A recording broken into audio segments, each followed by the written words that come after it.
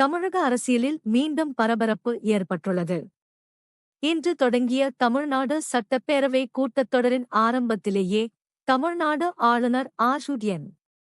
ரவி திடீரென அவையிலிருந்து வெளிநடப்பு செய்துள்ளார். ஆளுநர் உரையின் போது மாநில அரசு தயாரித்த உரை முழுமையாக வாசிக்கப்படவில்லை என்றும் அதில் சில பகுதிகள் தவிர்க்கப்பட்டதாகவும் தகவல்கள் தெரிவிக்கின்றன. இதற்கு எதிர்ப்பு தெரிவித்து ஆளுநர் ரவி சட்டப்பேரவையை விட்டு வெளியேறியதாக கூறப்படுகிறது. இந்த சம்பவம் நடைபெற்ற உடனே சட்டப்பேரவையில் ஆளும் கட்சி உறுப்பினர்கள் கடுமையான கண்டனங்களை பதிவு செய்தனர்.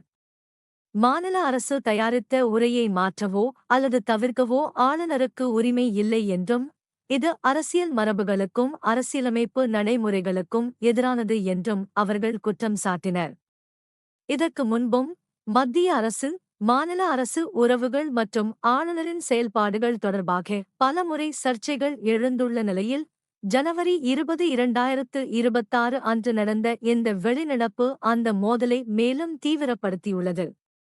இந்த விவகாரம் தொடர்பாக மாநில அரசின் அதிகாரப்பூர்வ விளக்கம் மற்றும் ஆளுநர் மாளிகையின் பதில் விரைவில் வெளியாகும் என எதிர்பார்க்கப்படுகிறது.